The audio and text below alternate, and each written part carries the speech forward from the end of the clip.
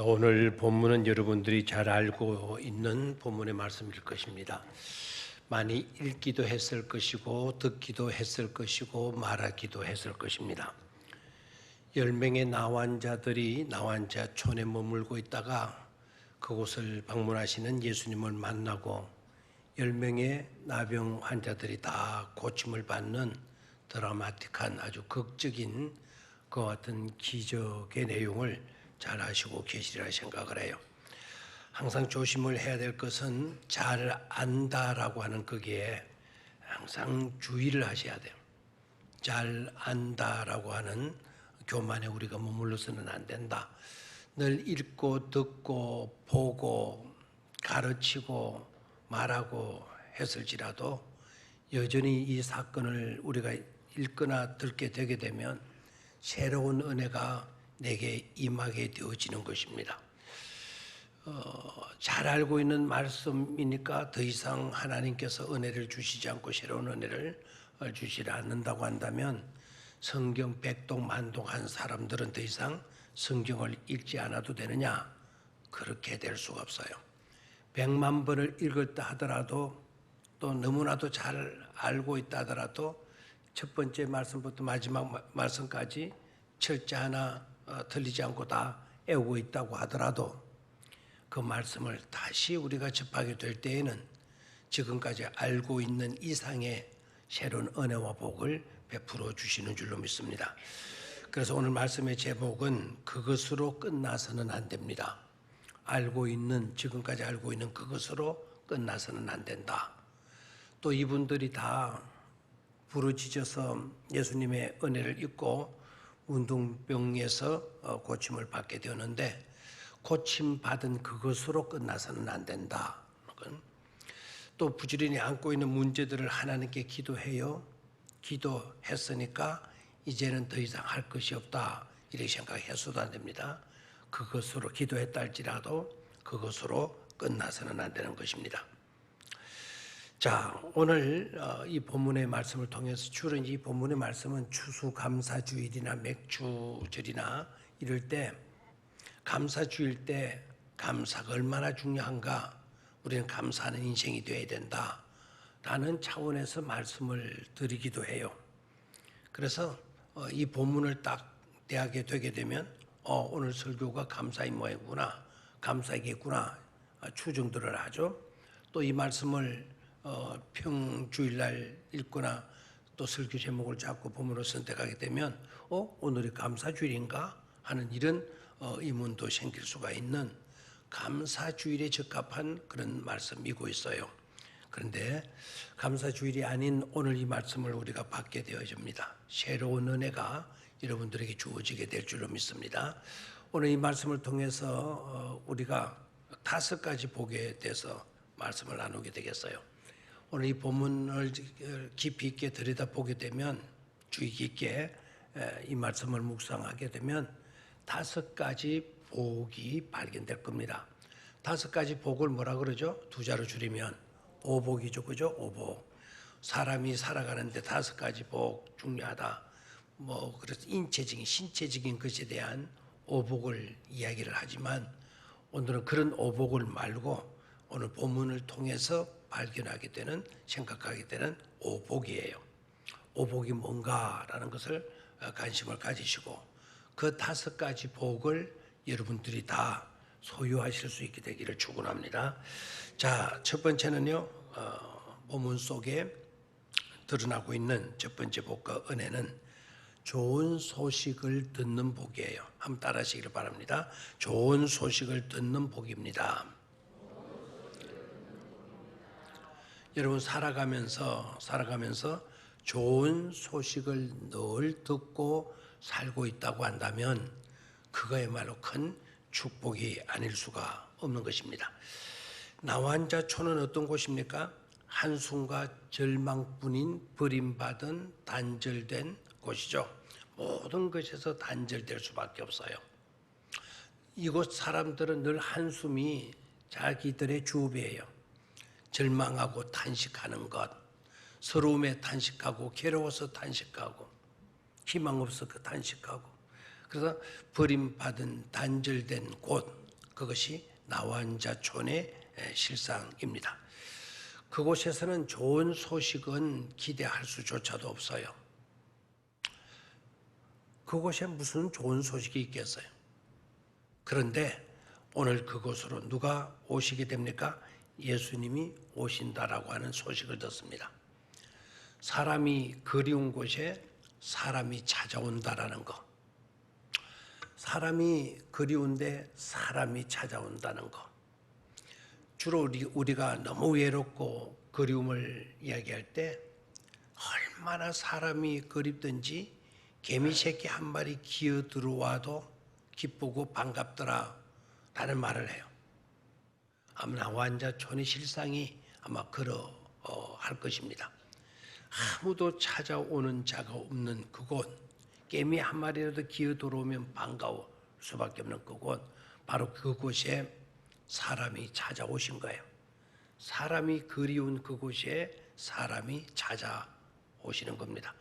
그것도 일반 사람이 아니라 하나님의 아들이신 인류의 구주로 오신 예수 그리스도가 자기네들이 살고 있는 소외된 그곳으로 오신다는 것입니다.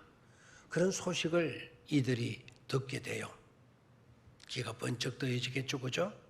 이것은 큰 은혜요, 축복이요, 영광이 되어지는 줄로 믿습니다. 험악한 세상을 우리도 살아가고 있습니다. 우리도 이 세상을 살아가고 나면 수많은 소식들을 듣게 되죠. 병든 이야기들, 복잡한 이야기들, 살벌한 이야기들, 서글픈 이야기들, 이런 뉴스들, 이런 소식들을 늘 접하게 되어집니다.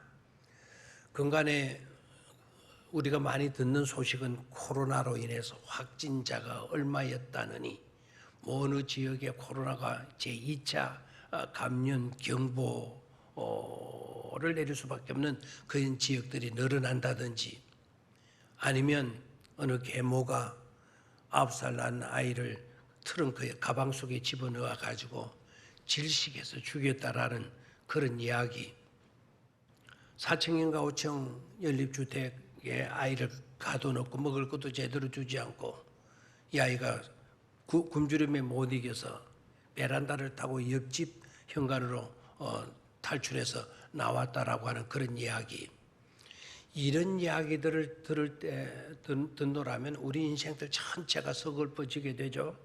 남의 일 같지도 않고 왜 세상이 이 모양 이 꼴인가 탄식하고 절망하기도 해요. 그런데 그런 이야기들이 아닌 좋은 뉴스, 복음을 하루하루 들으면서 살아간다면 그거야말로 은혜요, 그거말로 축복이 아닐 수가 없는 줄로 믿습니다. 사실 우리는 그런 소식, 날마다 좋은 소식을 들으며 살아갈 수 있는 복된 존재가 되어져 있는 것임을 깨닫기를 축원합니다. 그 복된 기쁜 소식이 바로 뭡니까? 그게 바로 복음이고 그게 바로 굿뉴스 아닙니까? 항상 우리는 굿뉴스를 들어요. 매일 아침 묵상 시간을 가져라. 왜 그렇습니까? 굿뉴스를 들으라는 거예요. 좋은 소문을 들으라는 거예요. 좋은 소문. 예수 그리스도에 대한 이야기를 듣는 것, 그건 축복된 은혜요, 복이 아닐 수가 없는 줄로 믿습니다. 그런 복을 놓치지 않게 되기를 축원합니다. 자, 첫 번째 복이 뭐라고요? 좋은 소식을 듣는 복. 두 번째 복입니다. 두 번째 복 13절에 나오고 있는데요. 두 번째 복은 부를 수 있는 이름이 있다는 것은 복입니다. 두 번째 단락의 제목이에요. 두 번째 복과 은혜는 뭘까? 부를 수 있는 이름을 가지는 것입니다. 다 같이 한번 따라하시길 바랍니다. 부를 수 있는 이름을 가지는 거다. 본문 속에서 발견되는 두 번째 복은 부를 수 있는 이름을 가졌다. 이름을 가졌다라는 복입니다. 자, 14절 보게 되면 이 나병에 걸린 환자가 이렇게 말을 하죠. 10명이 예수를 만나 멀리 서서 소리를 높여 이르되 예수 선생이여 우리를 불쌍히 여기소서. 예수 선생이여 우리를 불쌍히 여기소서. 이렇게 기록되어지고 있어요.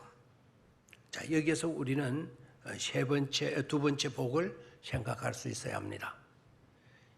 부를 수 있는 뭐를 가지고 있다? 이들이 이름을 가지고 있다라는 거예요. 부를 수 있는 이름이 이들에게는 있었다라는 것입니다.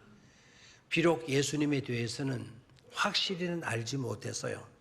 예수가 자신들의 구주가 된다라는 것, 예수가 우리를 죄 가운데 빠진 우리를 건져 주실 수 있는 구세주가 되신다라는 것까지는 고백하지를 못했지만, 그러나 예수님의 이름만큼은 그들이 담고 있어요. 그들의 입에서 예수님의 이름이 나오고 있는 것을 보게 돼요. 저는 생각해 봐서 이 사람이 어떻게 예수님의 이름을 알게 되었을까? 이 10사람 모두가 예수님의 이름을 알고 예수님이 자기 동네에 찾아와 주셨을 때 어떻게 다가가서 거리를 가까이 할 수는 없지만 거리 두기가 벌써부터 여기에 수도 있었다는 거 여러분 기억하셔야 돼요.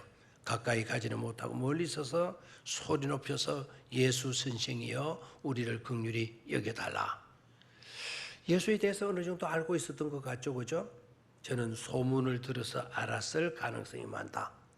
비록 소외된 단절된 곳에 있었다 할지라도 그때 당시에 오셔서 활동하시고 계시는 예수님에 대한 소문은 접할 수 있었지 않았겠는가. 또 그렇다면 이분이 우리 자기들을 불쌍히 여길 수 있는 능력을 가진 좋으신 분이라는 것을 어떻게 알았을까? 누가 옆에서 가르쳐주고 전도자가 있어가지고 전도해 주었을까? 그런데 어떻게 이 정도까지 할 수 있을까 생각해 보면은요, 누가 옆에서 성경 공부를 가르치고 하지는 않았을 거예요. 아마 인척이나 친척 부모들이 이제 소외된 곳에 별거시키라 격리시켜 놨으니까 먹을 것이 있어야 되잖아요. 지금 코로나 때문에 외국에서 들어오면 14일간 격리 기간에 보건소 직원들이 와가지고 그 문 앞에다가 그분들이 묵고 있는 문 앞에다가 먹을 것을 갖다 놓고 땡동 눌러놔주고 간대요. 그러면 안에 있는 분이 나와서 문을 열고 나와서 갖다 놓은 그 물건을 음식을 가지고 다과를 가지고 들어가서 먹는다고 그래요. 이 나원자촌에도 아마 일가 친척들이 그렇게 했지 않았겠는가. 그리고 먹을 것을 갖다 주는 그 보따리 안에다가 메모지를 썩 넣지는 않겠는가. 너 그곳에 있다 할지라도 희망 가져라. 예수라는 분이 오셔서 여러 질병들을 다 고쳐주시고 계셔. 그분을 만나게 되게 되면 다 고침을 받게 돼. 문둥병도 죽은 자도 다 살리시고 그런단다. 아마 예수님에 대한 이야기를 쪽지를 통해서 그 음식 넣어줄 때 넣어줄 수도 있었을 것이다 생각을 해요. 자, 아무튼 이 10명의 문둥병자들이 부를 수 있는 이름을 그들이 갖고 있었다. 그것 자체가 은혜요 큰 축복이 아닐 수가 없는 겁니다. 부를 수 있는 남아있는 그 이름 하나가 바로 예수님 이름 아니었습니까? 예수님의 이름을 부를 수 있게 되어졌다라는 것은 큰 은혜요 큰 축복이 아닐 수가 없는 것은 성경은 이렇게 기록하고 있죠. 주의 이름을 부르는 자는 뭐를 얻으리라? 구원을 얻으리라. 주님의 이름을 부르기만 해도 구원까지도 얻는 결과를 얻기 때문에요. 주의 이름을 가지고 있었다. 그들에게는 적어도 주의 이름이 있었다라는 것. 이것이 큰 은혜요 축복이라는 것입니다. 사실 이들은 부를 수 있는 이름이 없는 자들이에요. 나병에 딱 걸린 순간 저주받은 사람으로 인쳐버리거든요. 저주받은 사람으로 딱지를 붙여버리는 거거든요. 근데 이들에게는 부를 수 있는 이름이 없는 자들이에요. 부를 수 있는 이름이 있어도 부를 수 없어요. 불러도 소용없는 잊혀져 가고 사라져 가는 그런 이름들 뿐이었을 것입니다. 그런데 그들에게는 남아있는 이름, 유일한 이름, 남아있는 딱 한 가지 이름 있었는데 그 이름이 바로 뭐라고요? 예수님이시라는 거예요. 그래서 오늘 그분의 이름을 소리 내며 부르는 거예요. 예수 선생이시여 우리를 긍휼히 여겨달라. 영어 성경은 mest를 불러요. mercy on us. 우리들 위해 자비를 부어 주소서. 긍휼을 부어 주소서. 이렇게 외치게 되는 것을 볼 수가 있습니다. 소리 높여 부를 수 있는 이름이 있었다. 유일한 이름 하나만큼은 그들이 가지고 있었다. 그 이름은 부르면 응답해 주시는 이름이고, 부르면 가시던 걸음까지도 멈추시고 돌아보시는 이름이시고, 그 이름을 부르실 때 말씀해 주시는 이름이고, 그 이름으로 귀신도 병마도 엄청난 능력으로 드러나게 되는 그런 이름을 그들이 가지고 있었다라는 거예요. 수만 명의 이름을 알고 있다고 해도 예수 이름만큼은 빠뜨려서는 안 되는 것이고, 부를 수 있는 이름 하나도 없다고 하더라도 예수 이름만큼은 알고 있어야 되고 소유하고 있어야 되는 것이죠. 천지의 가장 귀한 이름이 예수 그리스도의 이름이기 때문에 그렇습니다. 그 이름을 부르고 그 이름을 알고 그 이름을 가지는 이 은혜, 가진 이 축복을 결코 소홀히 여기지 않게 되기를 축원합니다. 우리가 부를 수 있는 이름이 있다라는 것, 큰 은총이요 축복인 것입니다. 세 번째로는요, 본문을 통해서 발견하게 되는 세 번째 복은 향할 수 있는 곳이 있다는 것은 복이다라는 거예요. 한번 따라하시기를 바랍니다. 향할 수 있는 곳이 있고 방향이 있다는 것은 은혜요 축복입니다. 아멘. 어딘가를 향할 수 있는 곳이 있어요. 갈 수 있고 목적할 수 있는 그런 곳이 있다라는 것, 우리에게 주어지는 세 번째 축복이에요. 사실 나환자촌은 사방팔방으로 나병이라는 것으로 우겨쌈을 당하는 곳이에요. 이 나환자촌은 동쪽도 남쪽도 북쪽도 서쪽도 없는 곳이에요. 있어도 소용이 없는 곳이에요. 그런 그들에게 예수님은 방향을 제시하셔요. 그 방향, 그 14절에 나오고 있죠. 너희 몸을 가서 누구에게 보여라. 제사장에게 가서 너희 몸을 보이라라고 말씀을 해요. 예수님께서 그 마을에 들어가시고 나환자들이 나와서 불쌍히 여겨달라 이렇게 외쳤을 때에 예수님께서 너희에게 무슨 문제가 있냐? 내가 너희들에게 뭘 해주면 되겠느냐? 너네들이 부르짖고 있는데 부르짖는 내용이 뭐냐? 이렇게 물으시지를 않으셨어요. 그리고 만약에 문둥병이 걸려 있다라는 것을 예수님이 아셨다고 한다면 어디 보자. 이게 진짜 문둥병이 맞는지 피부병의 일부인지 내가 한번 봐야 되겠다. 가까이 와 보구라. 이러시지도 않으셨단 말입니다. 그리고 그 문둥병의 정도가 초기냐, 중기냐, 말기냐, 어느 정도 가슴 정도에 뭐 그렇게 문드러지고 있냐, 아니면 온 몸 전체에 확산되어져 있느냐, 그런 것도 물으시지를 않으셨어요. 그런 것에 대해서는 관심이 없으셨어요. 그냥 제사장에게로 가서 가야 할 곳을 제시해 주고 있어요. 너희 몸을 보여라. 제사장에게로 방향을 맞추어 주시고 거기 가서 이와 같은 일들을 하라고 우리 주님께서 지시를 하신 것이죠. 그들에게 지시한 것은 병을 진단받고 완치 판결을 내릴 수 있는 곳으로 가서 완치 판결을 받도록 하라는 거예요. 제사장이 여러분 하는 역할들을 잘 아시죠? 제사장의 역할은 우리와 하나님 사이에 교량 역할을 하는 거예요. 중보 역할을 하는 거예요. 우리의 모든 문제를 하나님께 아뢰이고 하나님께로부터 해답을 들어서 우리에게 알려주시는 역할을 하는 자들이 제사장입니다.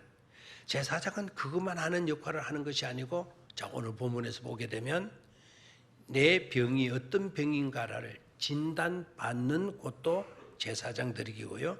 이 내가 안고 있던 이 고약한 질병이 이제 나아진 것 같아요. 완전히 이 질병이 나았는지 안 나았는지 판단받는 것도 어디라고요? 제사장이라고요. 그럼 제사장에게로 가라라고 하는 것은 이미 병이 난 자들이기 때문에 문둥병이라고 하는 병의 진단을 받았기 때문에 나환자촌에 격리되고 있는 것 아닙니까? 그런 그들에게 제사장에게로 가서 너희 몸을 보이라라고 말씀하신 것은 이미 완치 판결을 주시기 위함이었다라는 것을 알 수가 있죠. 이 무리들이, 이 나환자들이 해야 할 일은 딱 두 가지. 하나는 주님의 말씀을 듣고 그다음에 그 말씀에 대한 믿음을 가지고 그리고 주님께서 제시하신 그 방향으로 나아가는 일이 그들에게 주어진 과제였던 것이죠. 그냥 가면 안 돼요. 그냥 제사장에게 가면 해결되느냐? 그게 아닙니다. 말씀을 듣고 그 말씀을 두 번째는 믿고 그다음에 믿음대로 순종하며 나아가게 될 때 놀라운 기적은 일어나게 된다라는 것이죠. 주님께서 말씀하신 것을 듣고 믿고 그다음에 믿음으로 순종하게 되어질 때 바로 그 자리에서 아름다운 열매가 자라고 익어가게 되는 그런 축복이 따르게 된다 이 말입니다. 세 번째 복은 뭐라고요? 세 번째 복은 나아갈 곳이 있고 나아갈 방향이 있다라는 거. 이게 뭐라고요? 축복이다라는 것이죠. 아멘입니까? 자, 네 번째 복. 네 번째 복은 변화와 달라짐의 복입니다. 한번 따라하시길 바랍니다. 변화와 달라짐의 축복입니다. 14절에 나오고 있어요. 14절 같이 읽습니다. 14절 시작. 보시고 이르시되 가서 제사장들에게 너희 몸을 보이라 하였더니 그들이 가다가 깨끗함을 받은지라. 자, 믿고 갑니다. 믿고 가다 보니까 어떻게 되었죠? 깨끗함을 받은지라. 깨끗하게 되어졌다라는 겁니다. 예수님께서 방향을 제시하시고 그리고 가야 할 곳을 말씀해 주었을 때 그때까지는 자기네들이 난 자가 아무도 없어서요. 여전히 피고름이 흐르는 그런 절망적인 상태이고 있었어요. 그런데 예수님의 말씀을 듣고 가다가 딱 보니까 믿고 가다 보니까 옆 친구의 얼굴이 달라지는 거예요. 피고름이 흐르던 눈가에 피고르면 눈 동자 하얀 그 동자도 뻘겋게 충혈되어 있던 그런 모습, 입이 문드러져 가지고 입술이 쳐져 있고 피고름이 흐르는 모습이 달라져 있는 겁니다. 자네 하고 있는데 상대방이 또 자기 말하는 그 사람을 보더니 자네. 그래서 제사장에게로 가는 그 도중의 모습을 보면 모두가 다 서가지고 뭐 이렇게 감탄사가 저절로 나오는 그런 현장이 되어졌다라는 거죠. 다시 말하면 달라졌다라는 거예요. 변화되었다라는 거예요. 피고름 나던 그 몸들이 다 치유받아서 성한 몸으로 달라졌다라는 거예요. 이게 축복인 줄 믿습니다. 믿고 순종해서 순종하였더니 그 결과는 달라짐, 변화로 나타나고 있는 현장의 모습을 볼 수가 있죠. 상상할 수 없었던 일들이 현실화되어졌어요. 한 줄만 여겼던 그 불가능의 문제가 오늘 가능으로 나타나고 있는 것을 보게 되죠. 실로 감동적인 역사가 아닐 수가 없고 기적적인 역사가 아닐 수가 없습니다. 그래서 기적이라고 하는 것은 믿음과 믿음 플러스 순종의 자리에서만 피어나는 아름다운 꽃이요 열매라는 것. 다시 한번 기적은 믿음 플러스 순종 이퀄 아름다운 꽃, 아름다운 열매로 나타난다는 것. 이 축복도 이 은혜도 우리는 놓쳐서는 안 될 줄로 믿습니다. 마지막 다섯 번째 우리가 놓치지 말아야 될 은혜와 복 뭔가 예수님께로 돌아오는 복이에요. 영광을 돌리러 돌아와야 비로소 완전한 복이 되어진다라는 것입니다. 마지막 우리에게 주어지는 은혜와 축복은 예수님께로 돌아와 뭐 하는 것입니다? 감사하는 것입니다. 다시 한번 마지막으로 우리에게 남아있는 과제, 마지막으로 우리에게 주어지는 은혜와 축복은 다시 다 같이 따라하십시오. 예수님께로 돌아와 감사하는 것입니다. 마지막 다섯 번째 은혜와 축복이 뭐라고요? 예수님께로 돌아와 뭐 하는 것입니다? 감사하는 것입니다. 라는 거예요. 이래야 완성이 되는 거예요. 9명, 10사람 중에 9명은 이 단계를 밟지 못했어요. 병 고침을 받는 것으로 끝나버리고 말았어요. 다섯 번째 받을 은혜와 복을 이들은 놓쳐버리고 말았다라는 거예요. 축복의 4단계까지는 올라왔어. 4단계, 4스텝, 4단계까지는 올라왔어. 그런데 마지막 다섯 번째 단계에 오르지를 못했어요. 여러분 아셔야 합니다. 4단계에까지 오르면서 은혜와 복을 받았다 할지라도 다섯 번째 복을 놓치게 되게 되면 앞에 받은 4가지 복도 무용해져 버리고 만다는 것을 깨달아야 돼요. 모든 축복은 예수님께로부터 시작이 돼요. 모든 축복은 예수님께로부터 완성이 되어져요. 다섯 번째 복, 사마리아 사람 한 사람만 그 단계를 밟게 되어졌어요. 이 사람은 병 나은 줄 알고 즉각 예수님께로 돌아가요. 예수님께 돌아가서 엎드려 경배합니다. 엎드려 경배하게 돼요. 그래서 우리 주님께서 그 사마리아 한 사람을 보고 사마리아 사람 한 사람을 보고 이렇게 말씀하시죠.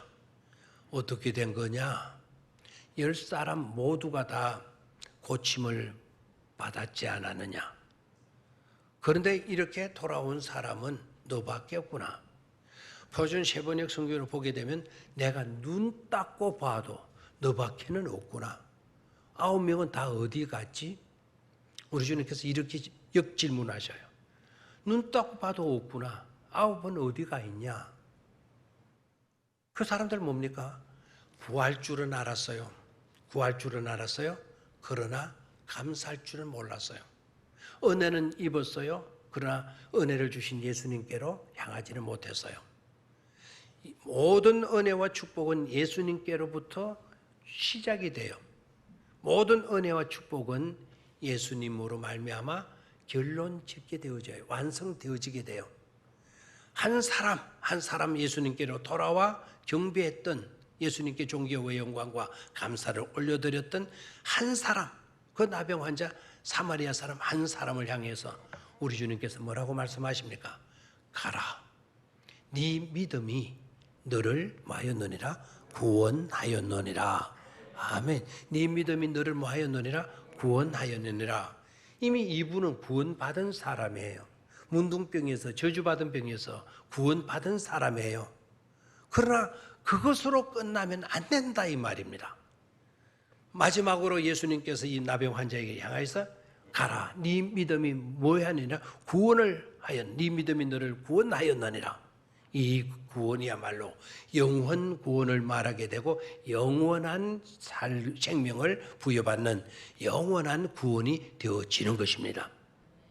영원한 구원을 받지 못한 영생 복락을 누릴 수 있는 그 구원을 받지 못한 인생들이 병 고쳐졌다고 해서 뭐가 좋을 게 성공했다고 해서 뭐가 그렇게 대단한 겁니까?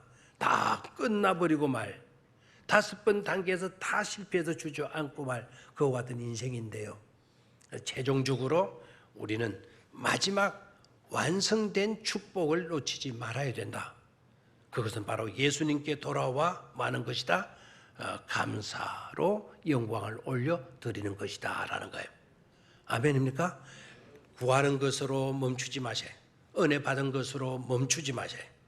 마지막 단계 예수님께로 돌아와서 예수님께 많은 일, 감사하는 일, 영광 돌리는 일, 이거를 제대로 정확하게 잘 실천할 수 있게 되기를 축원합니다.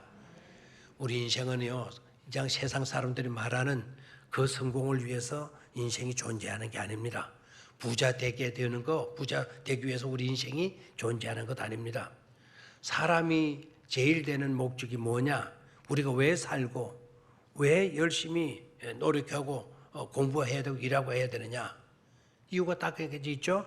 하나님의 영광을 위하여, 하나님을 찬송하기 위하여, 하나님께 존경과 영광과 감사를 올려드리기 위함에 있다라는 거, 이거 분명히 깨닫고 사실 수 있게 되기를 축원합니다. 저는 이 말씀을 묵상하면서 그러면 이 9사람들 왜 예수님께로 돌아오질 않았나? 돌아와 영광 돌리는 이 복을 왜 이 사람들은 놓쳐버렸나? 아마 이분들이 다 맹통은 아닐 거거든요. 뭔가 이유가 있었을 것이다. 그 이유가 뭘까라는 것으로 묵상을 해보게 되니까 7가지까지는 제가 찾아낼 수가 있겠더라고요. 좀 더 시간이 있으면 아마 더 찾아낼 수도 있을 것 같기도 해요. 자, 나름대로 그들에게는 할 말이 있었을 것이다. 그들이 내뱉고 말할 수 있는 변명, 구실들은 뭘까? 첫 번째는요, 의심하는 거예요. 의심하는 거. 내가 이 지독한 문둥병에 걸렸는데 예수님이 그 말씀 한마디 듣고 내가 나았어? 근데 이건 두고 봐야 될 일이야. 이거 우선 나은 것이 보여다가 조금 지나게 되게 되면 도질 수가 있어. 매일 더 지켜봐야 돼. 매일 더 지켜봐야 돼. 지켜보고 괜찮게 되게 돼. 그때 가서 뭐 감사하지. 이런 생각들을 가졌을 수도 있었을 것이다 이 말입니다. 두 번째로는 왜 이들은 돌아와서 감사하지 못했을까? 두 번째는 이 모습으로는 갈 수 없잖아. 집에 가서 적어도 세수도 좀 하고 목욕도 좀 하고 그래도 새 옷이라도 갈아입고 가서 그리고 안정된 상태가 되면 그때 가서 예수님께 돌아가서 감사하면 되지 않겠는가? 이런 명분을 가질 수도 있지 않았겠는가 생각을 해요. 자, 세 번째는 아주 얄미운 생각인데요. 제발 우리는 이런 식으로 생각은 하지 마시기를 바라요. 세 번째 케이스는 이런 것입니다. 아니, 예수는 하나님의 아들이잖아. 하나님의 아들은 우리를 위해서 우리를 구원해 주시고 오신 것 맞잖아. 그러면 우리를 고쳐주는 건 이거는 당연한 일 아니겠어? 당연한 일 한 건데 내가 굳이 가서 그분께 감사로 영광을 돌릴 이유가 있겠느냐? 이런 얄미운 고약한 생각을 하면서 아마 감사하러 돌아오지 않을 수도 있었겠다 싶고요. 네 번째로는 자기가 쫓겨날 때, 집에서 쫓겨나고 마을에서 쫓겨날 때 자신에게 무정했던 그 사람들, 정말 잔인하게 굴었던 그 사람들, 제발 내가 바깥에 안 나갈 거니까 내 방구석에 처박혀 있을 것이니까 엄마 나 집에 좀 있게 해줘. 그럼에도 불구하고 나를 격리시켰던 그 사람들, 그런 사람들 찾아다니면서 너희들 그때 나 무시했지? 너희들 나한테 무정하게 굴었지? 나 봐, 나 문둥병 났어. 나 이제 건강한 사람이야. 막 이런 식으로 가서 우쭐거리고 본때를 보려고 하는 그런 심성 때문에 예수님께로 돌아가지 못했을 것이 아니냐라는 거예요. 다섯 번째 경우, 이건 흔한 케이스가 될 수도 있겠는데 이 다섯 번째 경우에는 고침받아는 이게 너무 좋은 거예요. 너무 기쁜 거예요. 이건 꿈 같은 것이에요. 기분 좋다고 술집에 가서 술 마시고 취해가지고 뭔가 쓸 수도 있었을 거다 이거예요. 여섯 번째는 가족이 보고 싶었잖아요. 먼저 엄마가 눈물로 매일을 지냈을 건데 엄마한테 가서 나 나았다고. 엄마 이제 더 이상 울지 않아도 된다고. 보고 싶었던 부모님들, 또 다정했던 친구들, 사랑했던 연인들 찾아가느라고. 예수님께 돌아가서 감사하는 일을 못했을 수도 있겠다 싶어요. 일곱 번째는 참 최악의 서글픈 이야기가 되겠는데 집에 떡 갔더니 집은 폐허가 되어져 있고 모든 사람들은 어디로 가는지 온데간데 없고 심지어 자기를 기다려 줄 알았던 아내의 신발이 거꾸로 놓여져 있는 거예요. 신발이 거꾸로 놓여져 있다는 말은 무슨 말인지 아시겠죠? 도망가고 없는 거예요. 그래서 괘씸해서 다시 한탄에 빠져버린 그와 같은 일들로 예수님께 돌아가서 감사하지 못했을 수도 있겠다라는 거예요. 아무튼 우리 주님은 말씀하시죠. 이 이방인 외에는 하나님께 영광을 돌리러 온 자가 눈 닦고 봐도 없구나. 참 서글픈 얘기죠, 그죠? 구명은 받는 것으로 끝나버렸어요. 받는 거라면 직접 할 줄 알았지 감사할 줄 몰랐어요. 이 사람들에게 있어 결정적인 실수와 잘못은 뭔 줄 아시죠? 감사의 언어를 배우지 못했다라는 것입니다. 감사의 언어를 배우지 못했어요. 감사라고 하는 언어가 있는 줄조차도 이들은 몰랐던 것 같아요. 제발 우리의 자녀들을 여러분 뭐 이렇게 잘 키우고 착하게 믿음으로 잘 키우는 것도 중요하지만 우리 자녀들이 또 이제 저와 여러분들이 감사로 살아갈 수 있는 그런 삶이 되기 위해서 부지런히 감사 교육을 시킬 수 있게 되기를 축원합니다. 우리가 살아가면서 여러 가지 배울 것도 많이 있겠지만 자라가면서 꼭 주된 과목으로 이거는 필수 과목으로 선택 과목이 아닌 필수 과목으로 감사 교육을 잘 받으셔야 될 줄로 믿습니다. 다른 것은 좀 점수가 신찮다 하더라도 감사 점수만큼은 98점 이상 되도록 만점 받을 수 있도록 우리는 철저하게 감사의 훈련을 받으며 살아가야 될 줄로 믿습니다. 이런 은혜가 함께하게 되기를 주의 이름으로 축원합니다. 자, 5가지 복 한 번만 짚고 기도하죠. 첫 번째 복은 무슨 복이다?